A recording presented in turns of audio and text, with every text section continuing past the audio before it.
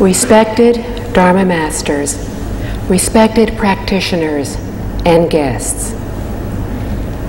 In the last talk, we learned that if we have one virtuous thought, one sincere thought of trying to correct all of our faults, all the Buddhas and Bodhisattvas will be happy, and all benevolent spirits will praise, respect, and help us.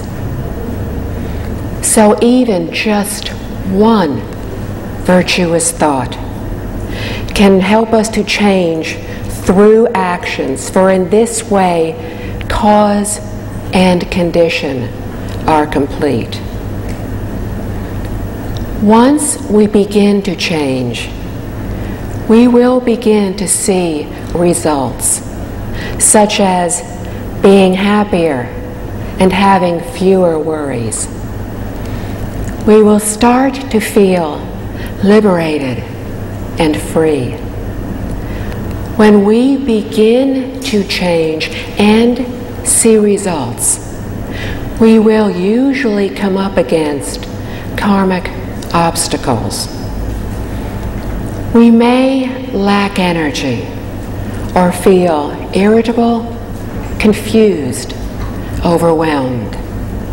We may feel worried when there is nothing to worry about. If we have any of these signs, we need to earnestly regret to rid ourselves of our bad habits. From the book. Another example is Mr. Ying, who lived in Taizhou. When he was young, he used to study in remote mountain areas. At night, he often heard the sounds of ghosts and spirits, but was never afraid of them. One night, he heard one ghost say happily to another, "There is a village woman whose husband left home a long time ago and has not returned. Her in-laws think that their son is dead and are forcing her to remarry. Tomorrow night, she is going to commit suicide here and will replace me. Then I can be reborn." End quote. In times past, when scholars wished to study, they usually lived in Buddhist way places, because only they were equipped with extra rooms and a library.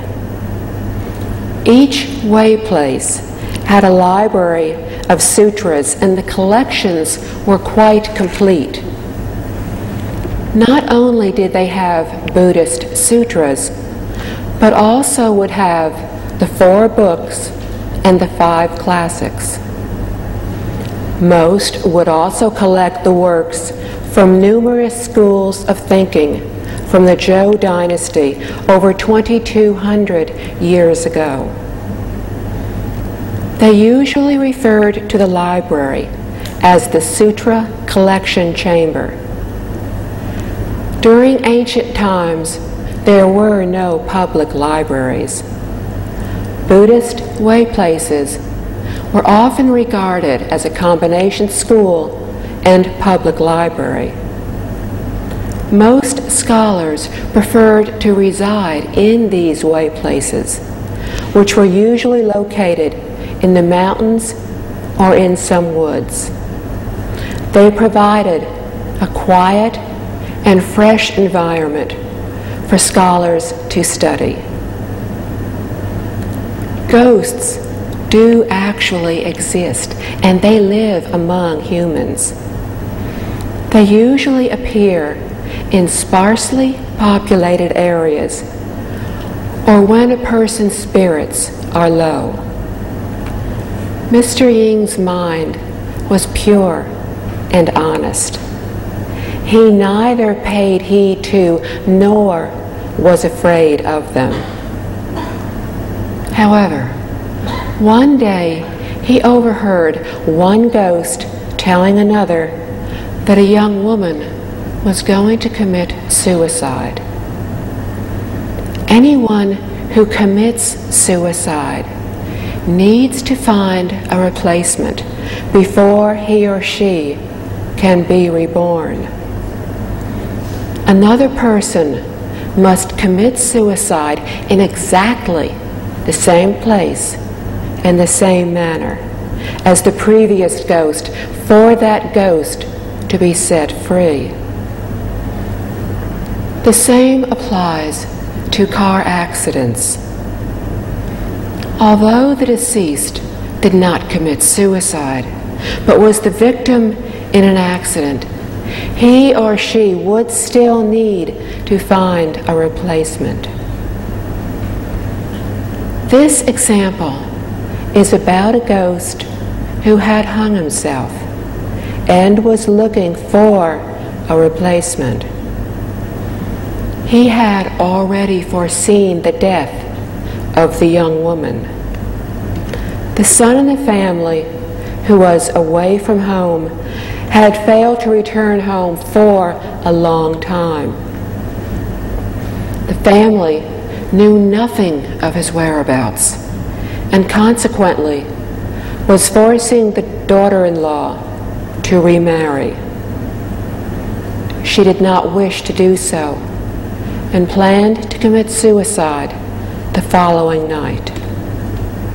The ghost said that this was his chance for freedom and that it was soon to materialize because she was to be his replacement. From the text. Mr. Ying overheard this and immediately set out to sell a parcel of land that he owned. He received 200 grams of silver for it, made up a letter from the daughter-in-law's husband, and sent it to her home along with the silver. The father-in-law knew that the letter was not in his son's handwriting, but examined the silver and said, "This letter may be false, but the silver is not. Perhaps our son is truly alive and well."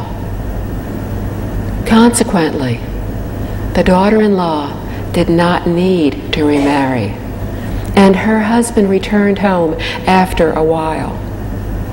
The couple got back together and were like before. End quote. This was a critical matter of life and death. But Mr. Ying was a poor scholar. Where would he get the money?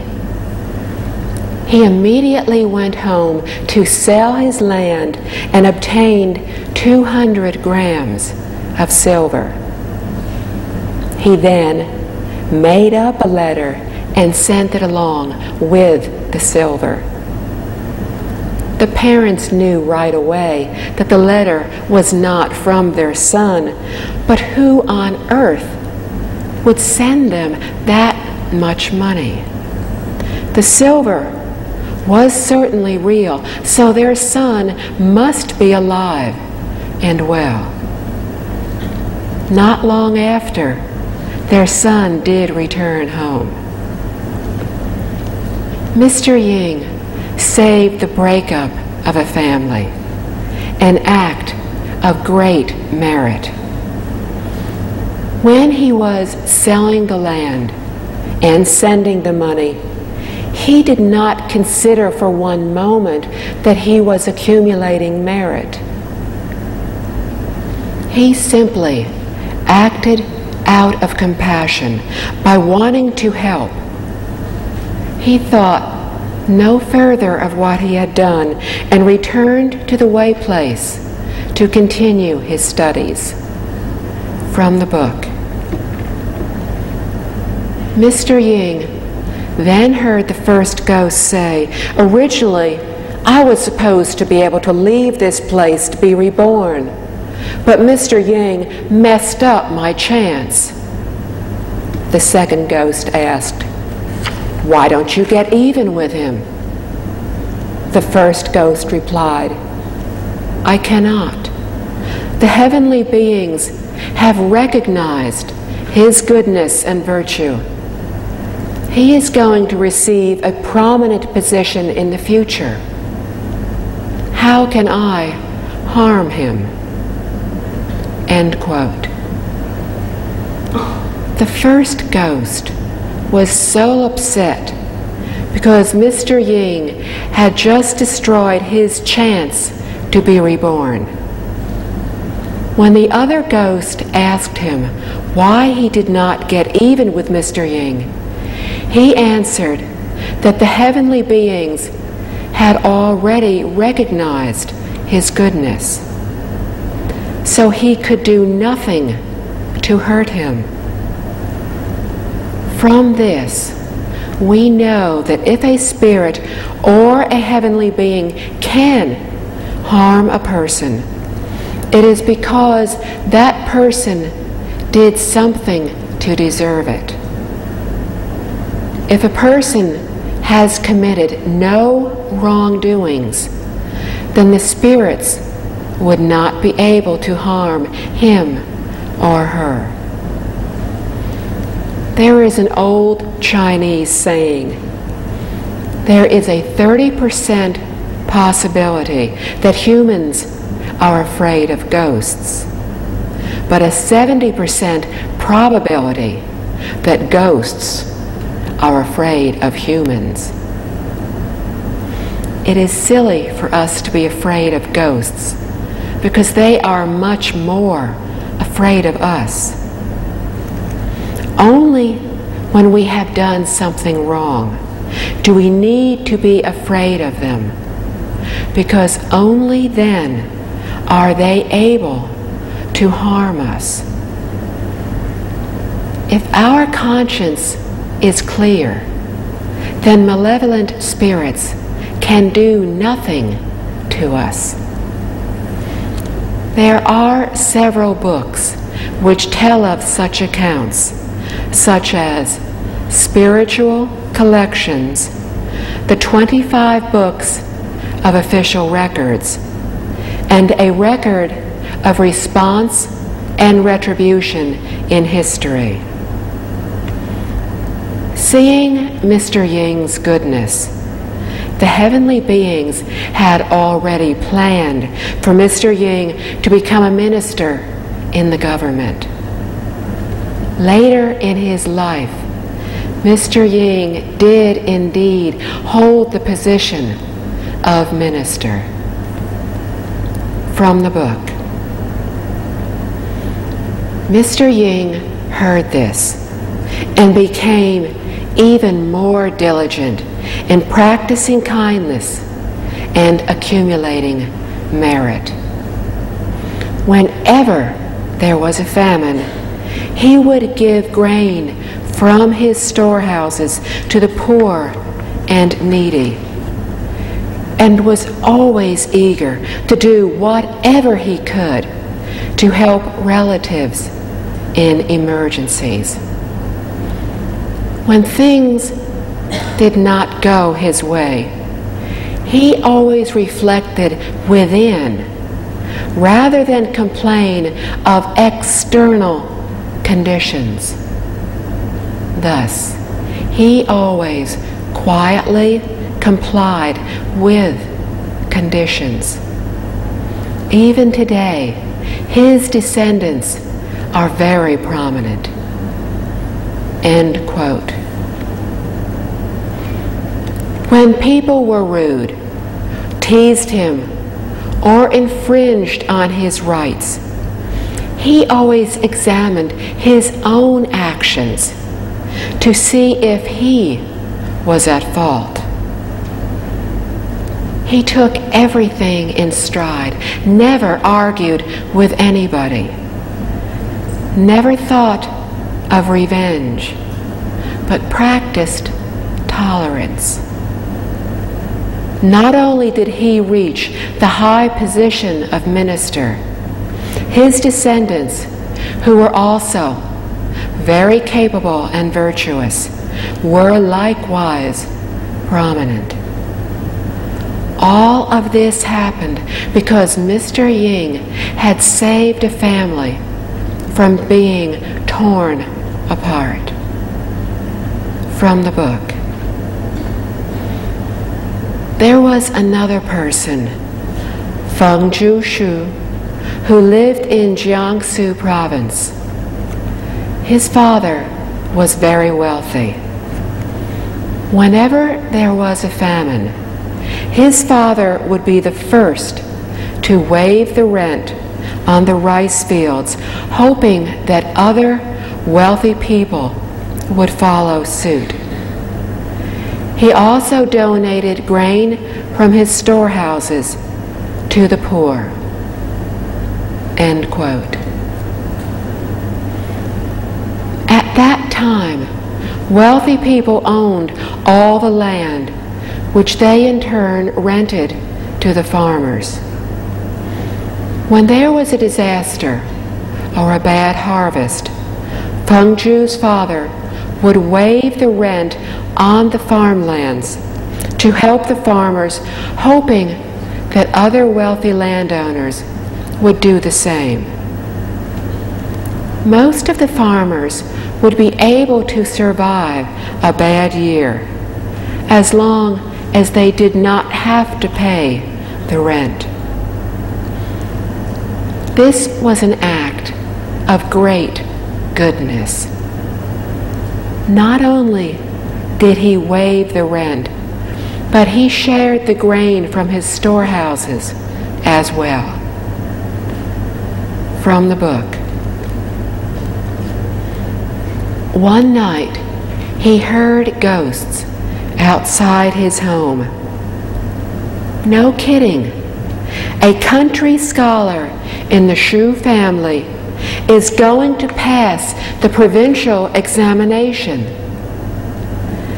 This went on for several nights, and indeed, that year, his son Feng Zhu passed the examination. After that, Feng Zhu's father became even more diligent in accumulating good deeds. He spent money to repair roads and bridges and provided food for monks as well as the poor. He would do anything he could to help others. Sometime later, he heard the ghosts again. No kidding. The provincial scholar from the Shu family is going to hold a high position in the government. Eventually, Feng Zhu became the governor for Zhejiang province. End quote. People who live in the countryside hear many ghost stories. Sometimes ghosts can even be seen or heard clearly. Outside the house of the Shu family, they were singing that a family member was going to pass the provincial imperial examination. Indeed, his son Feng Zhu passed that examination. Good fortune is the reward for good deeds. Those who are willing and aware of this will try even harder to accumulate goodness. The ghost sang that Feng Zhu would receive a high position in the government. He first became an imperial judge in the Supreme Court. Later, he became governor of Zhejiang province. All of this resulted from his father sincerely helping the poor. From the book. Another example is Kangxi Tu, who lived in Jiaxing, Zhejiang province. Mr. Tu used to work in the courthouse and would spend nights in the prison cells talking with the inmates. Instead of making a name for himself, he would write a secret report to the judge, to the Minister of Justice, telling him why a prisoner was innocent. The minister would then question the prisoner accordingly and clear the case. Through Mr. Tu's effort, more than 10 innocent people were released, and all of them were extremely grateful to the judge, praising the Minister of Justice for his wise judgment. End quote. Helping a prisoner who had been wrongly accused was most admirable. No matter how careful one might be in examining a case, there was always the possibility of a wrong judgment. But even when an error is an honest mistake, it is still a misdeed. What Mr. Tu did was very rare. He would spend nights with the prisoners so that he could learn everything about each case to clear up any wrong accusations. When the prisoners were being questioned in the courtroom, sometimes they would become extremely frightened and would not be able to tell the true account of the circumstances. Trials usually began at the break of dawn, so the courtroom was still very dark. It was quite similar to being held for trial in the underworld. The whole atmosphere was extremely frightening. Mr. Tu worked in the Judiciary Department, similar to today's Supreme Court. He did not hold a high rank. When he stayed with the inmates to find out the truth behind each case, he did not take the credit himself. Instead, he wrote out the details of each case and gave these to the Minister of Justice, so that all the credit went to his superior office, who was very grateful to him. For when he tried the cases at dawn, he already knew the truth of what had happened. In this way, he was able to acquit over a dozen innocent men. This was talked about throughout the imperial city, and everyone praised the minister for bringing true justice to the system. From the book. Soon after, Mr. Tu also made a report to the imperial judge saying, if even in the imperial city so many innocent people are imprisoned, there must be many more throughout the country. I recommend that the imperial government send investigators to check the prisons for innocent people every 5 years. The sentences can be reduced or canceled in order to prevent the innocent from remaining in prison. The minister, his superior, took the request to the emperor, who agreed to Mr. Tu's suggestion. Mr. Tu was chosen as one of the special agents in charge of reducing sentences for those who were found innocent. One night, he dreamt that a heavenly being came to him and said,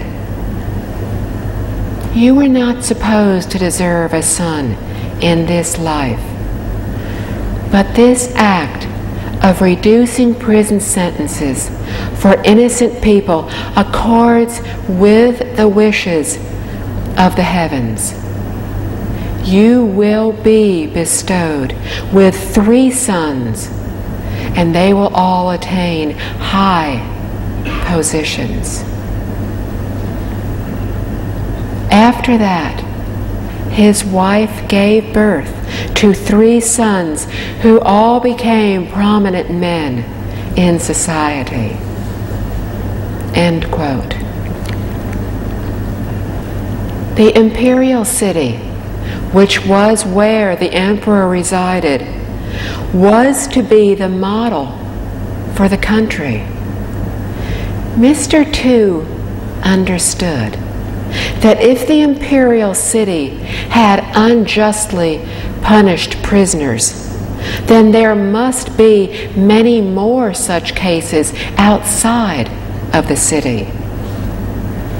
So he suggested that there should be a thorough investigation at least once every 5 years.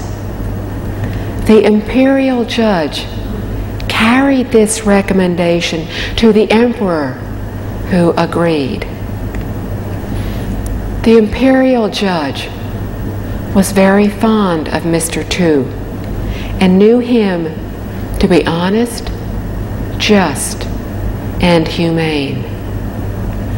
After this investigation system was established, a new position came open, agent in charge of reducing sentences.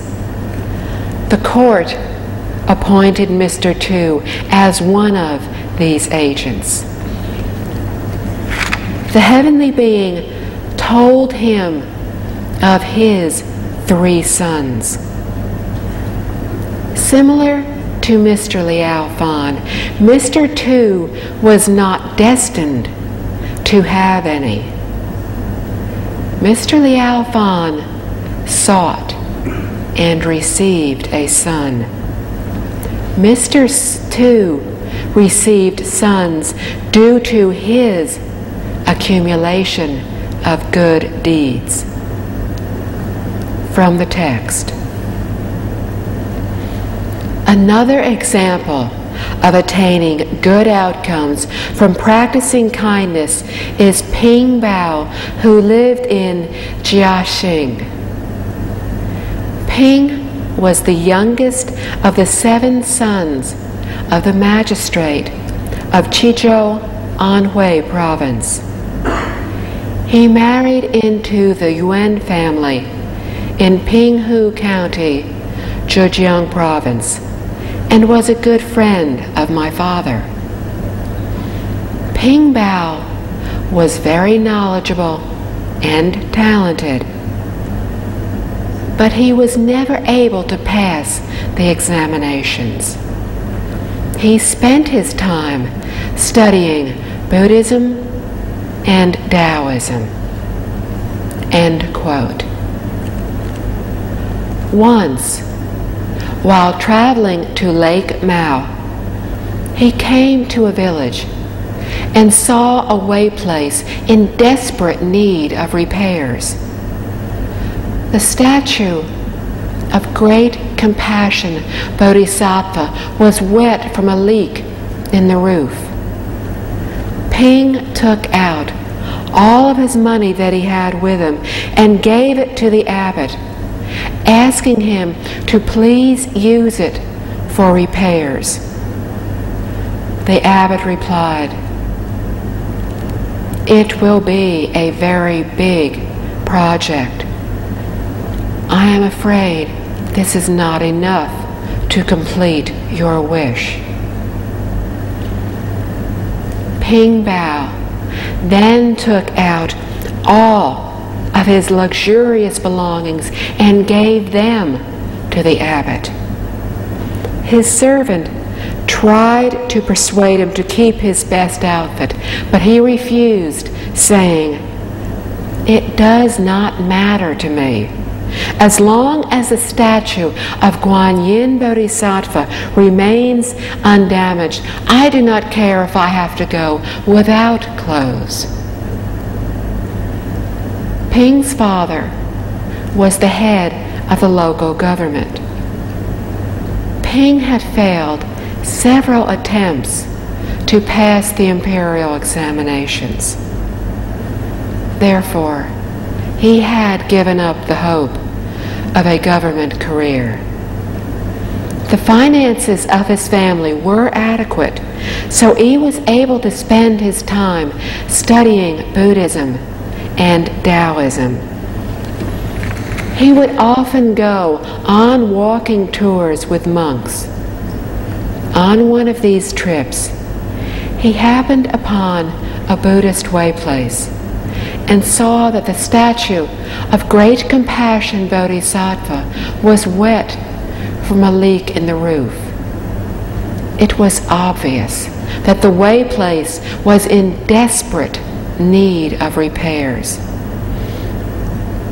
When he saw the situation, his immediate thought was to help repair it.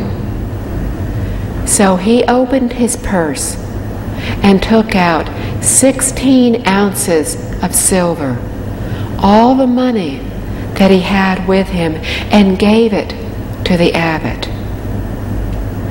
Doing this was an act of pure sincerity. This was a very large sum of money, yet it was not enough. Ping then took out 4 bolts of cloth that he was carrying along with him, along with some fine clothing, to give to the abbot so that he could exchange them for silver. Some of the clothing was brand new and made of very good material and very expensive. Ping's servant advised him to keep it for himself.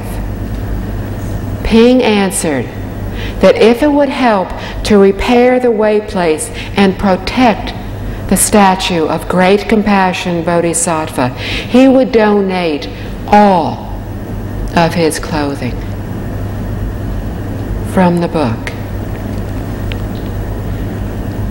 The abbot, with tears in his eyes, exclaimed, "To give up money and clothing is not a difficult deed to accomplish, but your deep sincerity is truly rare and precious to encounter."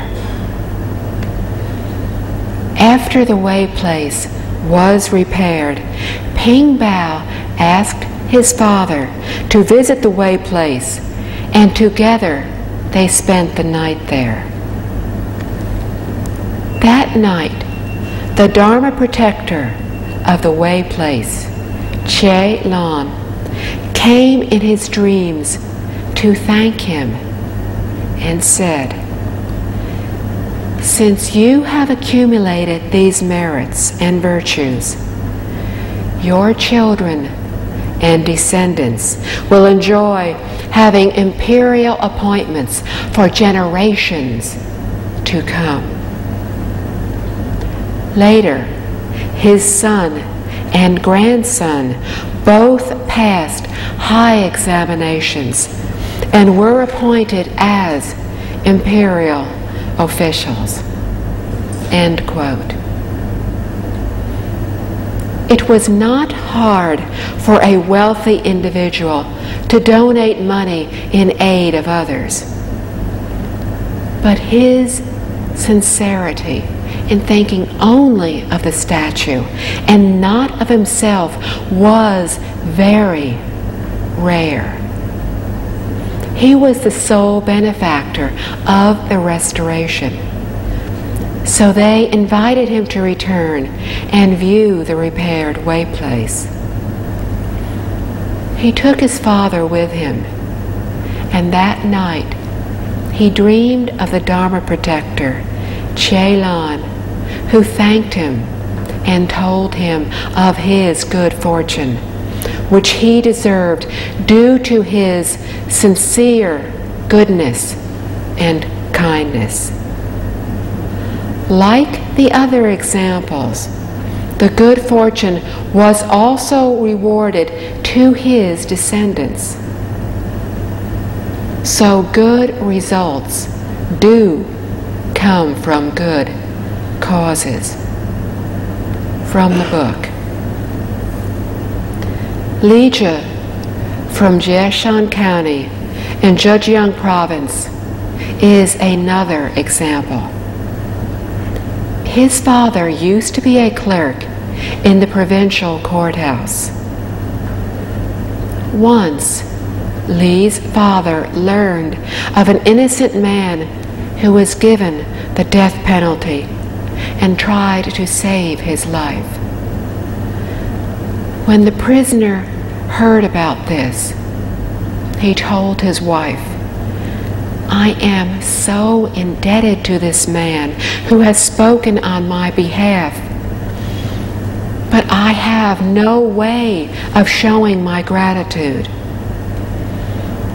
Will you invite him to our house and offer yourself to him? Perhaps this will please him and increase my chances to live." End quote. Li's father, knowing of the prisoner's innocence, took pity on him and pleaded with his supervisor to spare the inmate's life.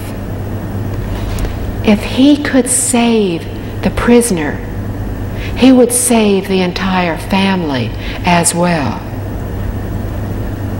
The prisoner knew of the clerk's intent, so when his wife came to visit him in prison, he told her to repay the favor by giving herself to the clerk. He felt that by so doing, he would have a greater chance for reducing his sentence. From the book. The wife cried as she listened to the request. However, it was the only way she could help her husband at this critical time. Therefore, the next day, when the clerk came to visit, she offered him wine and told him of her husband's wishes. The clerk refused, but continued to do all he could to clear the case. When at last the prisoner was released, he and his wife both went to the clerk's house to thank him. The man said, "One with such virtue as yours is truly rare these days. How can I show my gratitude? You do not have a son. Please allow me to offer my daughter in marriage to you. This is the only way I can repay you. Please accept." End quote. Lija's father refused the prisoner's offer of his wife because he did not wish any reward for his actions. He had acted out of a sense of morality and justice, feeling that it was just part of his job. Lija had been married for 20 years and did not have a son. So the prisoner offered his daughter to be the second wife to the clerk, hoping that she would be able to bear him a son and continue the family name. This was an accepted custom. From the book. So the clerk accepted, and soon afterwards she bore him his son, Lija. Li passed the higher level imperial examination when he was just 20 years old. Later, he was appointed to a high imperial position. Li's son Gao, grandson Lu, and great-grandson Da Lun all passed the examinations and received imperial appointments. These 10 examples all tell of the different deeds cultivated by different people. Although their actions differed, their intent was the same: doing good deeds. End quote. Lija's final appointment was as a first secretary, a very prominent position. This was the reward for saving an innocent life. In this example, Mr. Liao Fan told of 10 examples. They illustrate how good fortune is the result of accumulating goodness. And these examples serve to prove that the good fortune of the families was not mere coincidence.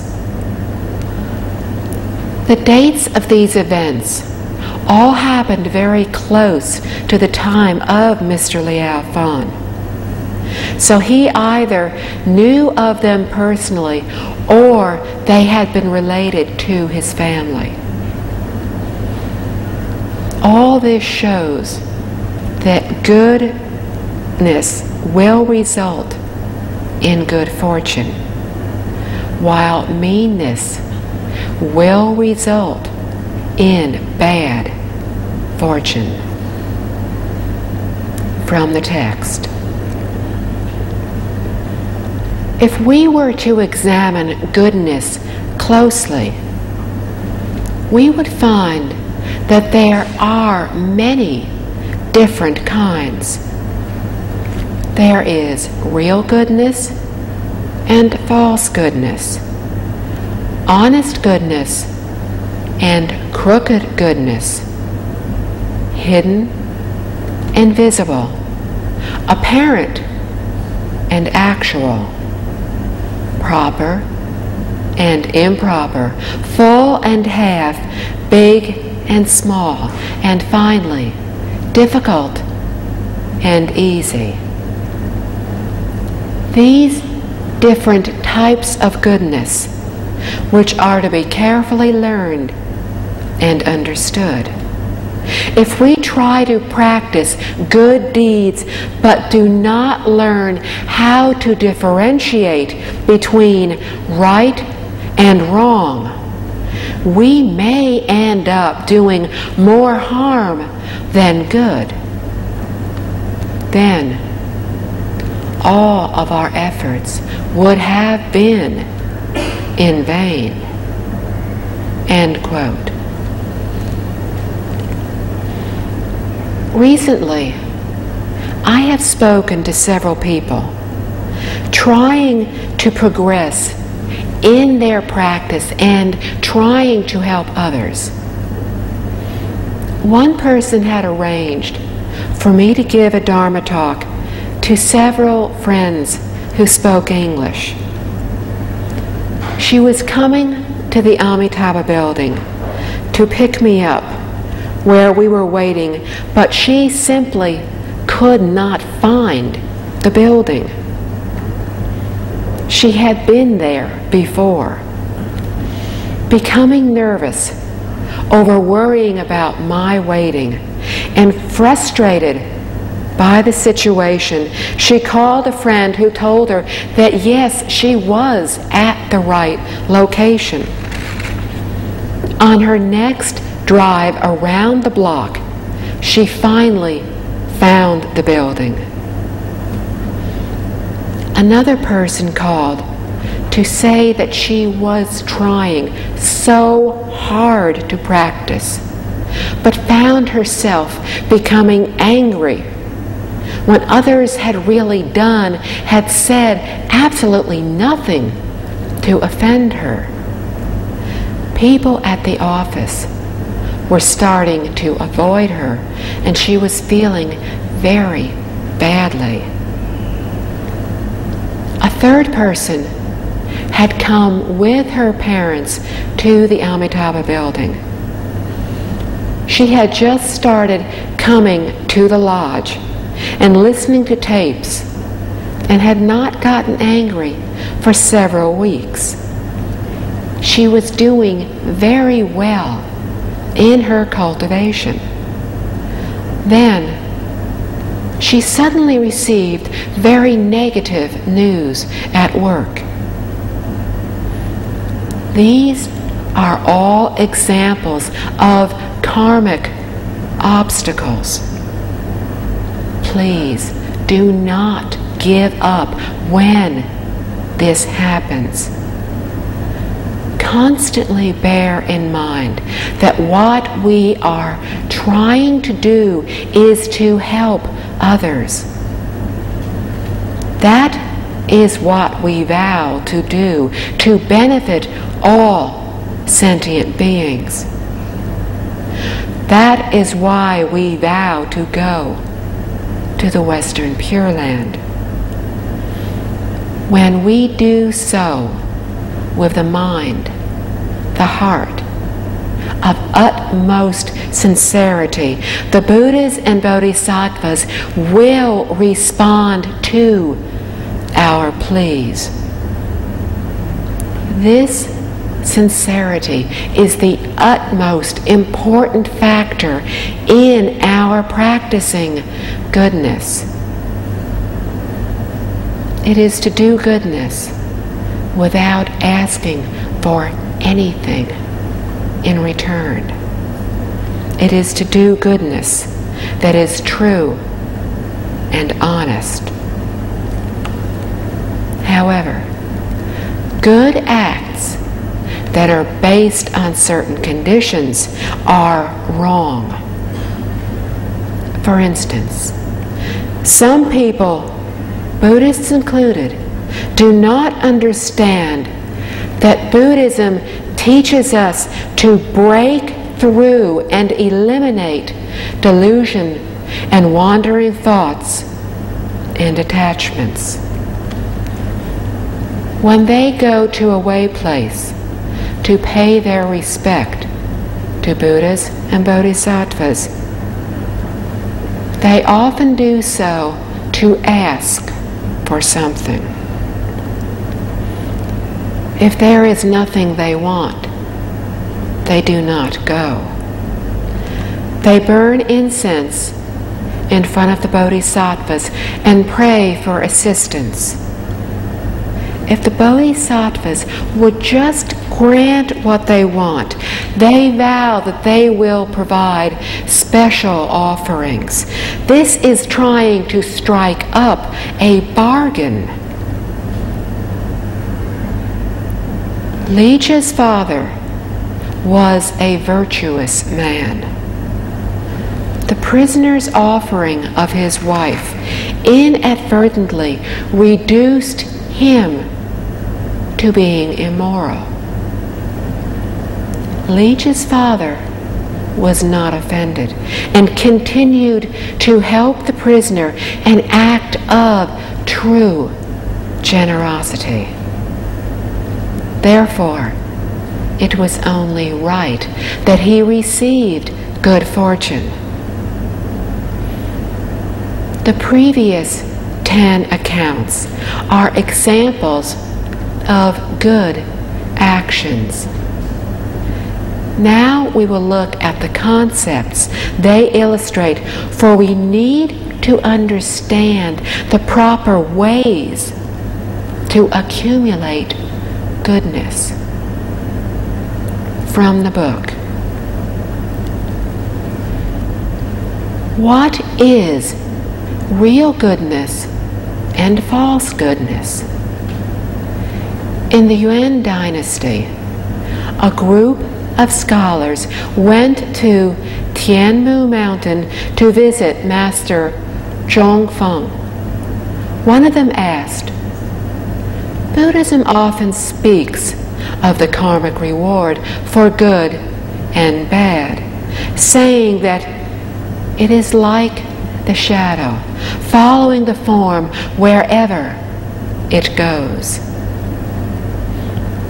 Then why is it that there are people who practice good deeds, but their family and descendants are neither prosperous nor successful?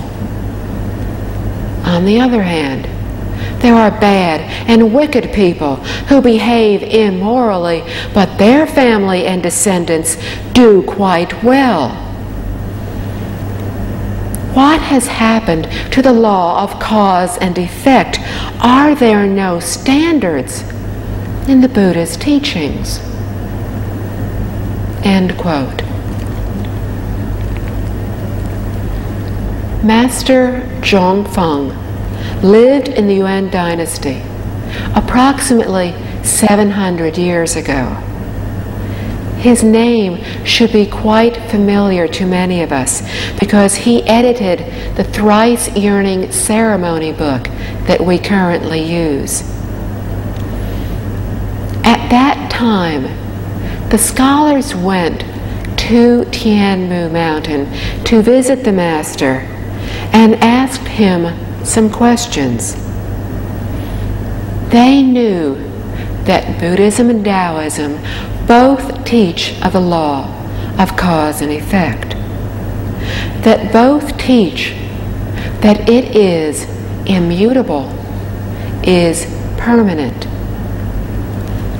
But they said that nowadays good people did not have good descendants, yet those of bad people prospered.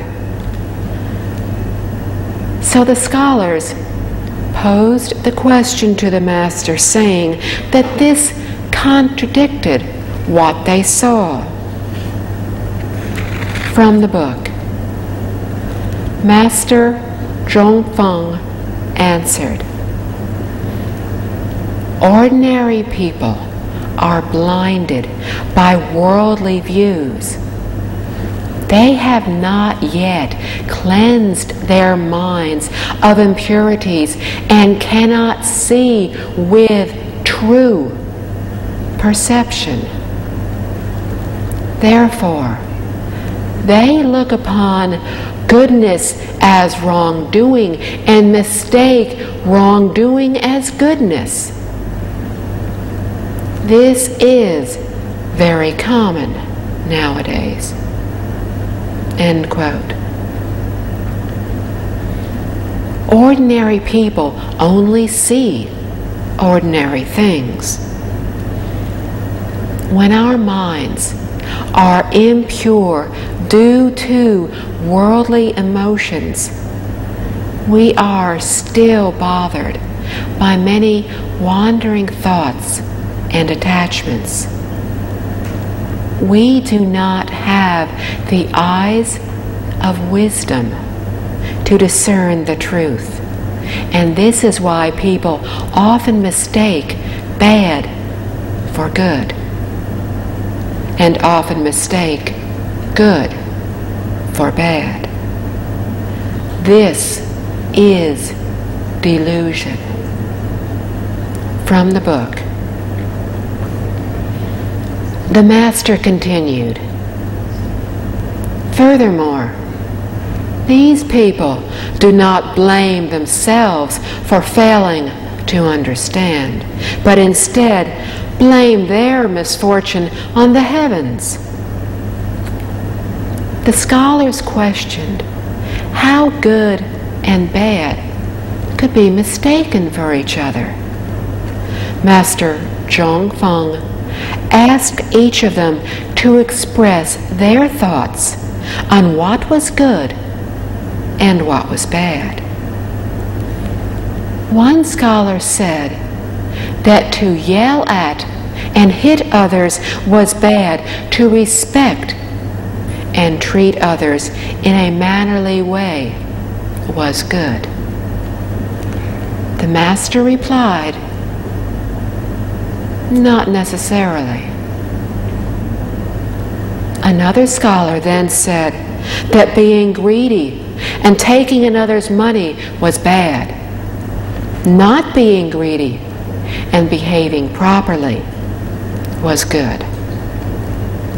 Master Zhongfeng again replied, "Not necessarily." The remaining scholars all expressed their views on what was good and what was bad. But Master Zhongfeng always concluded, "Not necessarily."